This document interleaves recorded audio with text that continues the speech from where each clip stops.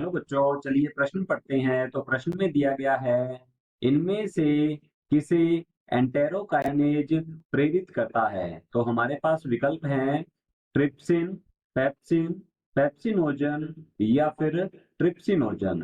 तो इस प्रश्न की मुख्य अवधारणा के बारे में हम जान लेते हैं। तो यहाँ लिखेंगे इस प्रश्न की मुख्य अवधारणा। तो यहाँ पर एंटेरोकाइनेज एंजाइम जो है इसके कार्य के बारे में पूछा गया है। तो लिखेंगे एंटेरोकाइनेज, एंटेरोकाइनेज का एंजाइम का कार्य, एंजाइम का कार्य पूछा गया है। यदि हम बात करें एंटेरोकाइनेज एंजाइम की, तो एंटेरोकाइनेज एंजाइम यह पाया जाता है आंत्र रस में। तो लिखेंगे आंत्र रस अर्थात सक्कस एंटेरिकस में ये पाया जाता है।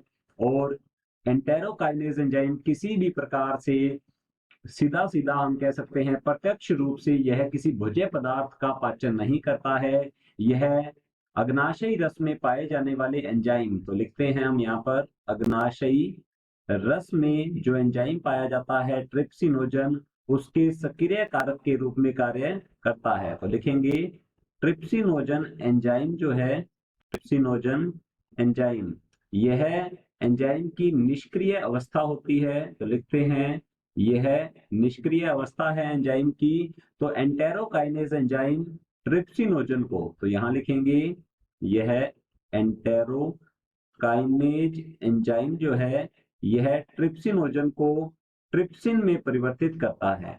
तो ट्रिप्सिन में परिवर्तित करेगा अर्थात ट्रिप्सिनोजन एंटेरोकाइनेज एंजाइम की उपस्थिति में ट्रिप्सिन में परिवर्तित हो जाता है, जो कि इसकी सक्रिय अवस्था है। और यह ट्रिप्सिन प्रोटीन पाचन के लिए उत्तरदायी होता है। तो लिखेंगे यह प्रोटीन का पाचन भी करता है।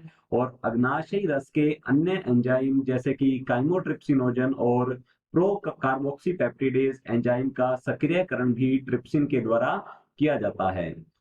अब प्रश्न है, इनमें से किसे एंटेरोकाइनेज प्रेरित करता है। तो एंटेरोकाइनेज ट्रिप्सिनोजन को ट्रिप्सिन में परिवर्तित करता है अर्थात यह ट्रिप्सिनोजन को प्रेरित करने का कार्य करता है, इसके सक्रिय कारक के रूप में कार्य करता है। तो चलिए देखते हैं विकल्प की ओर। तो विकल्प ए दिया गया है ट्रिप्सिन। तो हमारा ऑप्शन जो ए है, विकल्प जो ए दिया गया है ये गलत होगा, क्योंकि ट्रिप्सिन ये सक्रिय अवस्था है। हमारा विकल्प दूसरा दिया गया है बी पेप्सिन। तो हमारा विकल्प बी भी गलत होता है। पेप्सिनोजन से पेप्सिन जो है यह हाइड्रोक्लोरिक अम्ल की उपस्थिति में बनता है। फिर आ जाएगा पेप्सिनोजन। तो हमारा तीसरा विकल्प भी गलत होता है, क्योंकि पेप्सिनोजन से पेप्सिन जो है यह हाइड्रोक्लोरिक अम्ल की उपस्थिति में बनता है। और हमारा विकल्प डी दिया गया है ट्रिप्सिनोजन, जो कि बिल्कुल सही उत्तर है। तो ये है हमारे प्रश्न का उत्तर। आशा करता हूं आपको समझ में आया होगा। धन्यवाद।